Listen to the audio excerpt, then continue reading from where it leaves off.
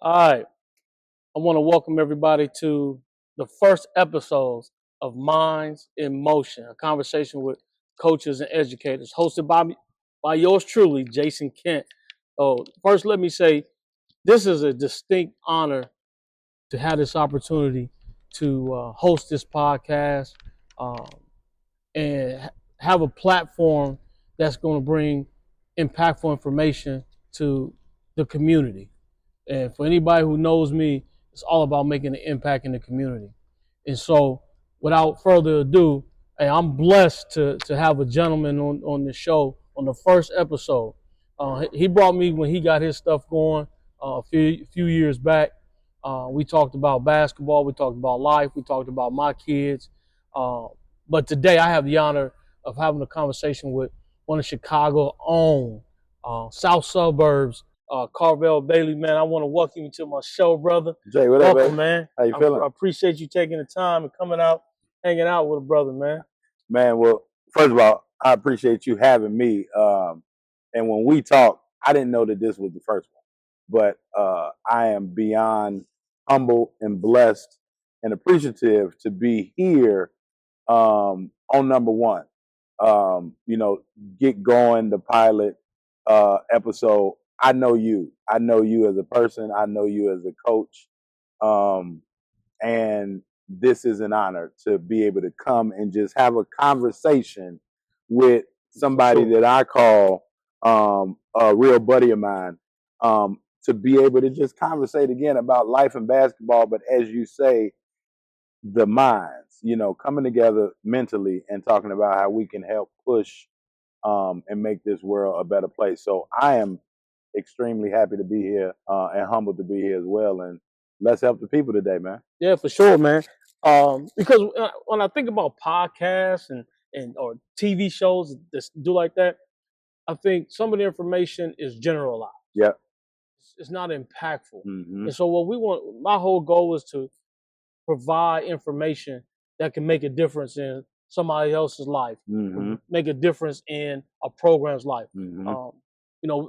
I call it coaches having a conversation with coaches and educators. Yeah. So I'm gonna get some educators, I'm gonna get some teachers on here. We're gonna talk about, man, what's going on? Mm-hmm. Why are we having the problems that we're having in education? I know you work in education as Mm-hmm. well.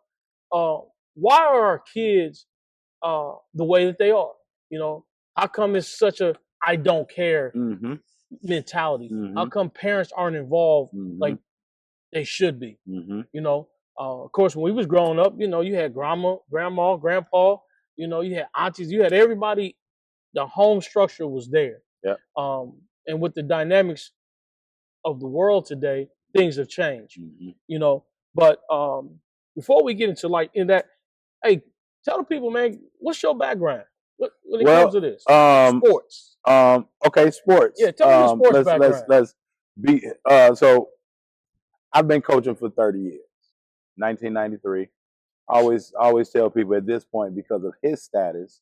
One of my basketball sons, love him to death, but I always tell people like Tim Anderson, the assistant coach of University of Illinois. He was my very first point guard when he was 9 years old, and so that was 1993. So it's really going on 31 years at this point. So um, I've been coaching and trying to teach this game. So going back to like educators, right? We're both educators, and coaches are teachers. Well, some coaches are teachers. All coaches aren't teachers, which is the problem, and we'll get into it as well. But yeah, so I started working summer camps, and then after summer camps, I went and became head freshman coach at Hyde Park High School. And then the following year, I was the head freshman and sophomore coach at Hyde Park High School, as well as assistant varsity coach. And let's make it a point. Hyde Park is in the city of Chicago. Is in the city. It's right there in the thick of things. Historic 6220 Stony Island. And they're Thunderbirds now, but used to be the Hyde Park Indians, politically correct, PC, all that. And I was there during that shift, during that change. And so I have players that were Indians, players that were Thunderbirds.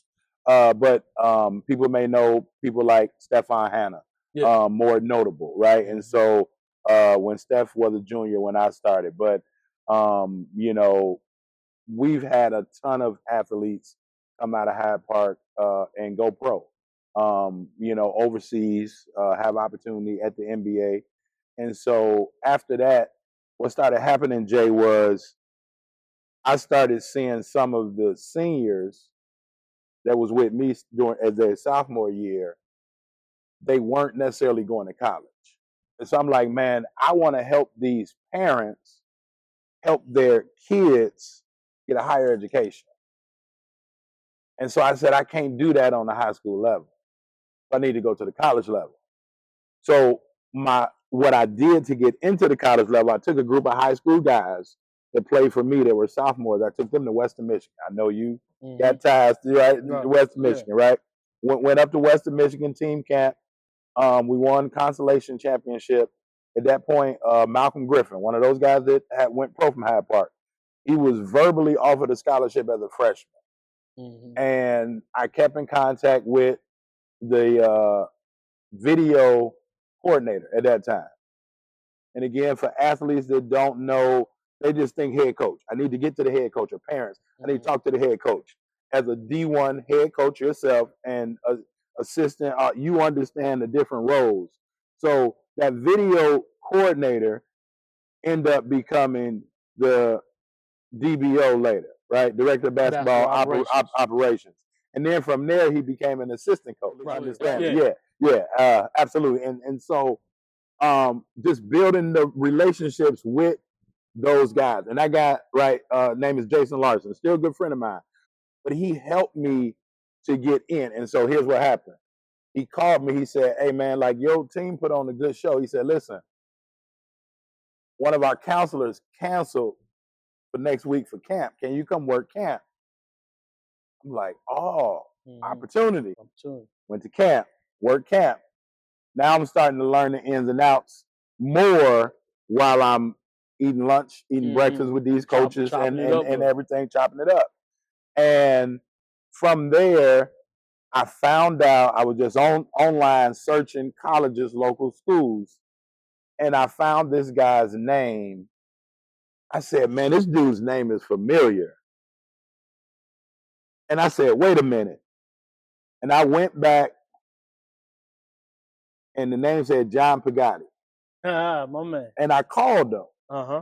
And I said, hey, listen, you may not know me. I don't know. I said, but did you ever work Michael Jordan's basketball camp? He said, yeah. I said, I'm Karvell. He was like, man, how you doing? I hadn't talked to him for about 10, 15 years. And he like, come on over. So my last year as a high school coach, I was leaving my practice at high school, going over to South Suburban College, being mentored by him, watching practice and everything, because they practice in the evening. And so that summer, he said, hey, you want to come be a volunteer assistant? Absolutely. If that's going to help me put these kids, going back to the kids, how can I put these kids in position to go play college? And so volunteer, coach, and that's when I met you. And that's when, you know, again, as for people that may not know, if they're watching the show, then they know you. But for those that, you know, some of my community that, you know, may get to see this, or people that may not know, they may know Jason Kent because of Jason Kent's kids. And, you know, but you know, but you were an assistant coach at a very high major institution, and you were coming to look at our preseason All-American guy. And let me say this. I met Kay, you know, kind of on the road evaluating players. When he got over South Suburban, he mentioned a guy named John Pagani. John Pagani, I've been knowing since I was in high school. He was at Texas A&M when I signed with Texas A&M. You know, again, I'm from Columbus, Ohio, and I signed with Texas A&M for, you know, some other reasons. Things didn't work out because of NCAA. And so John Pagani is a legend here in Chicago. Yeah. And has built a great program over Mm-hmm. at South Suburban College. Absolutely. So shout out to John Pagatti JP. Yep. and the South Suburban Bulldogs. Yep. One of the best junior college programs in the country. Yep. So you're looking for a great coach, somebody that's going to get into you, and he's going to coach you up. South Suburban is a great place to go. Go see my man John Pagatti. Let me say, go see our man John Pagatti over there. Now, as an assistant, well, as a coach on the junior college level, you have to do everything. Mm-hmm. You're the bus driver. You're the counselor. You're the coach. You're the laundry person. You're the food order. You're everything. So I actually learned. Let me pause and say this: a great assistant coach will make an amazing head coach, right? Because I firmly believe you have to understand what it takes. Like a manager of a store, they have to know how to do everything. The manager at McDonald's got to know how to work fries. The rest, they got to know how to do everything. But I firmly believe that when you work on a junior college level, you understand all the small pieces that we talk about, Dobo, video coordinator, all those. You got to do all that by yourself, or you may have a small team, 1 or 2 assistants. Mm-hmm. So I learned how to do everything, and I'm very detail oriented anyway. So I learned that. So the following year, I interviewed at Truman College. Mm-hmm. And so they hadn't had a program in like 19 years. And so I was blessed to get that job. And here's what I did, going back to them same kids. I went back and got majority of the kids that I knew was interested in getting an education that probably had been out of college, high school for a year or two. Mm-hmm. Hey, man, let's put the band back together. Now imagine a team, college hadn't had a program in 19 years. We have 7 people on the team. We start the year 1-11. 1-9. We finished that year, man, 13-17. Okay. We won right out of our last, what's that, like 17 games? So we won like maybe 11 of our last like 15 games, something like that. And so junior college All-American came out of that team, right? The next year, we started to make some steam.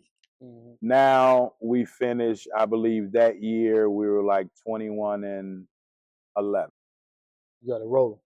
We go to the Final Four of the Division III regional tournament, right? Through hard work and discipline. Hard work, discipline, and having people that are bought in, right?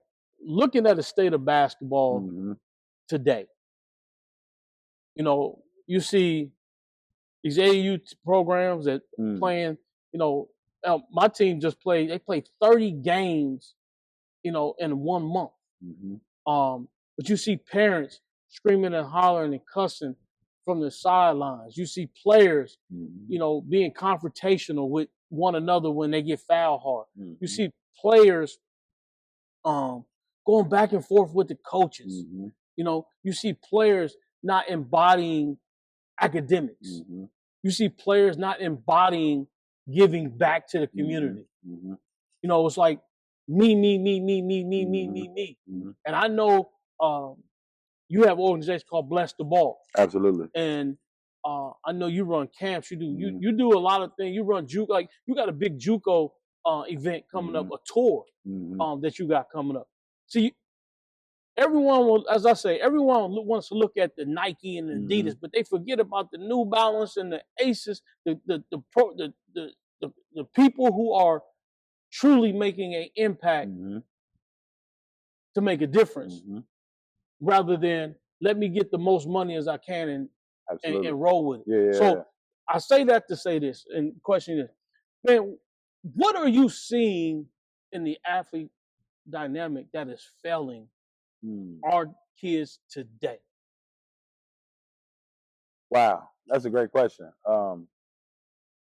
Athlete dynamic that is failing today. Yeah, I told I'm coming with it. No. I'm coming. I'm a straight shooter. I want to choose my words correctly. And we appreciate that. It's a few things. Adults is number one. Mm-hmm. Adults is number one. Let's talk about the adults. Let's start there. So you ask, like, even with education, like, what's the problem? And I'm gonna go on a limb and I'm gonna say Gen X. It's our fault. What we see now is our fault, right? I ain't gonna put it on Gen Z, millennials. It's our fault because we had the people, the baby boomers, that talked to us, that cuffed us. Hey, you can't. The dope boys, whatever. You need to go to school. Get off the block, and we're gonna give you some money to go get ice cream, all that.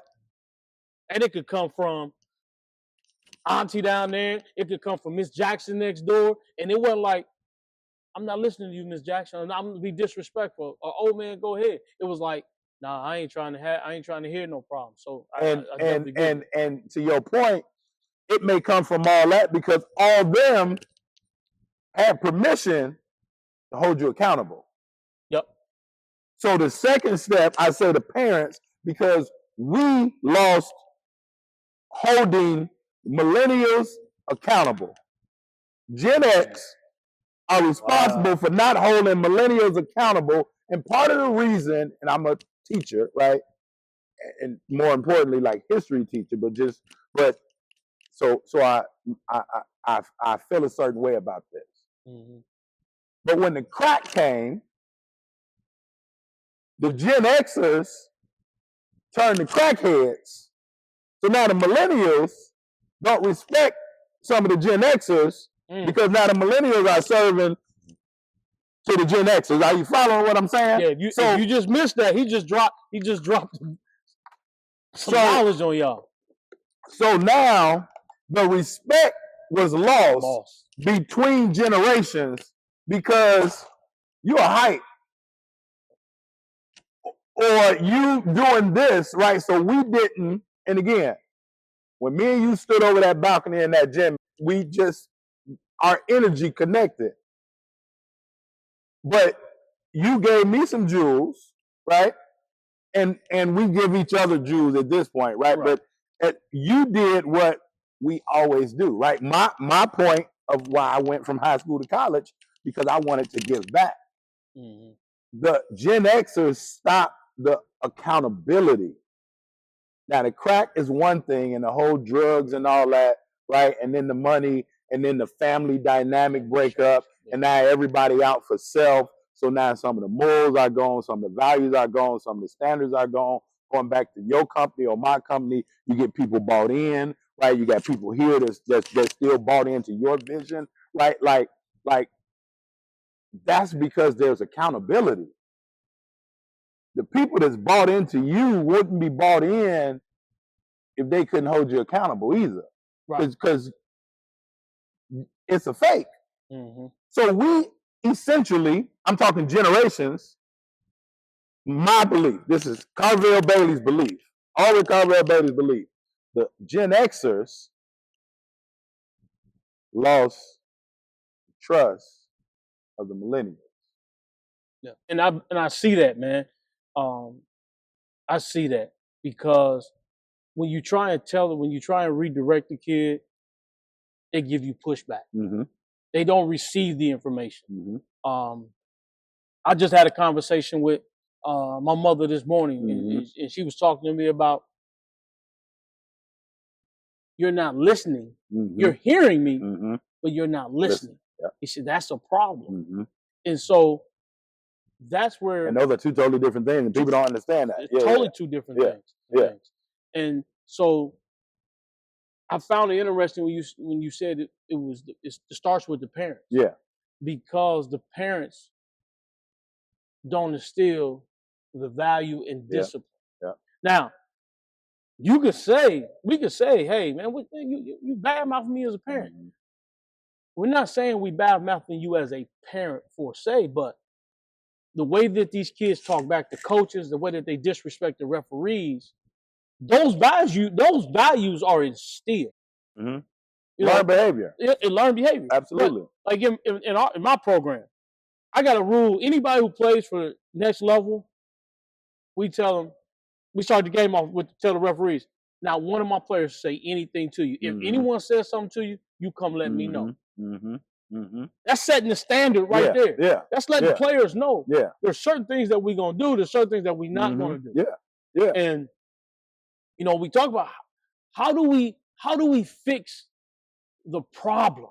Yep. And again, I believe it does start with the parents. And we're talking about athletics, but this also pertains to education. Absolutely. But with me, it's about building a relationship with that parent or parent group and having a conversation about the do's and the don'ts and the whys and the why not. You have to be able to keep it 100, man.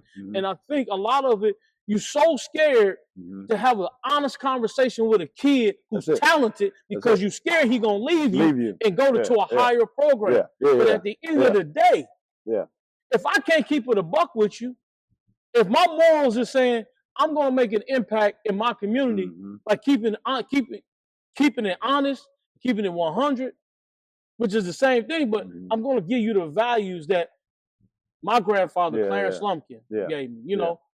All those values. My uncle Douglas Lumpkin, all those values. Even my father Rodney Kent, who gave me pieces of the puzzle. Because one thing people like to understand, and I think these kids fail to understand, is that success comes in pieces. There's no big platform that says, boom, here's a success. A part of life is that people are going to pour into you, and you have to be able to receive it, which is a piece of the puzzle. So, getting back to the point, it starts with the parents. So, having a conversation with the parents, getting them to understand the big picture is the key.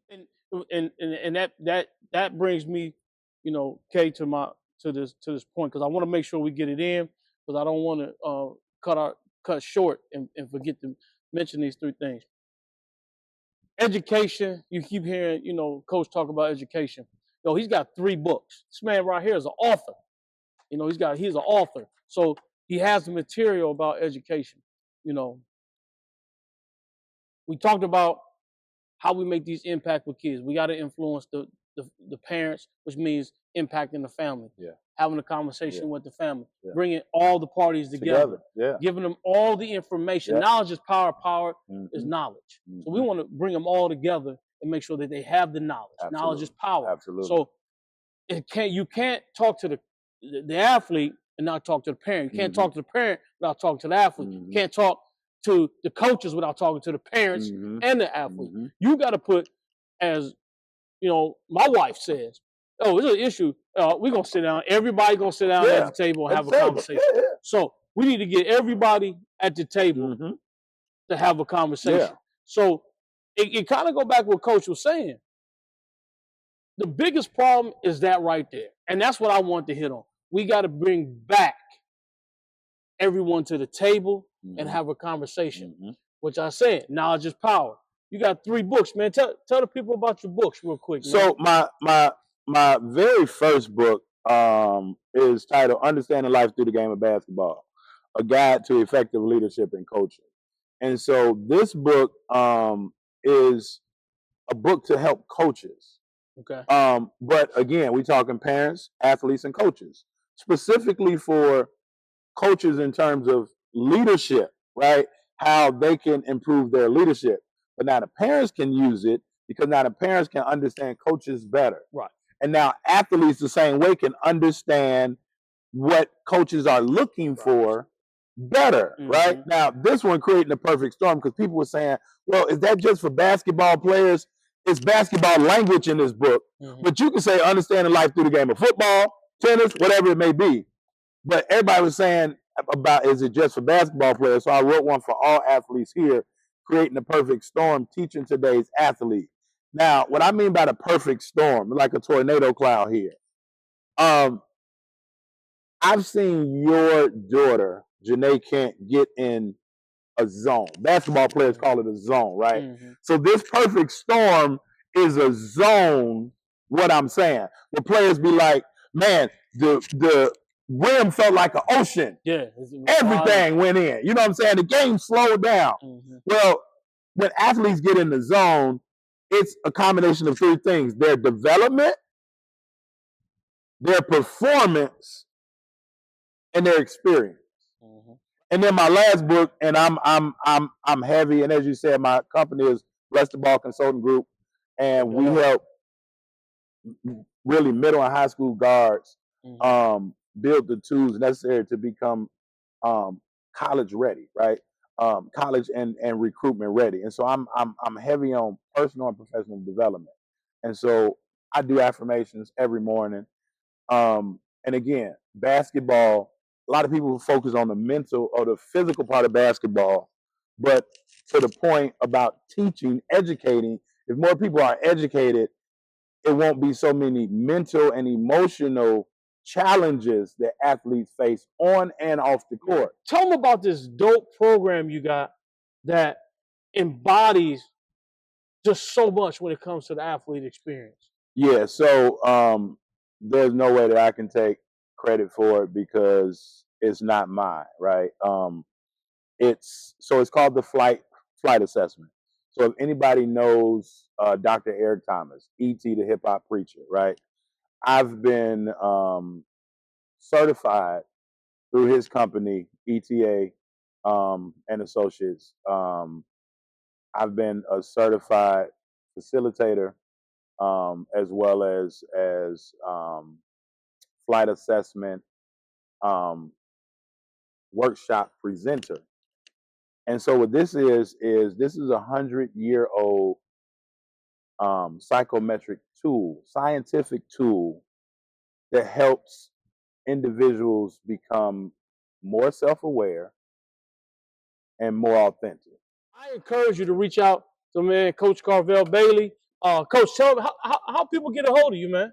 Coach Karvell Bailey on all, I'm not going to say all, Coach Karvell Bailey on social media platforms, YouTube, X at this point, Instagram, Facebook. Those are the four that I'm on. Again, you know, they've been telling me, my daughter and them, like, you need to get on TikTok. I haven't got on there yet, but Coach Karvell Bailey. My producer on me about getting okay, yeah, TikTok as well. Yeah, Coach Karvell Bailey. If you need to reach out to me, you can send me an email at info@blessedballsd.com.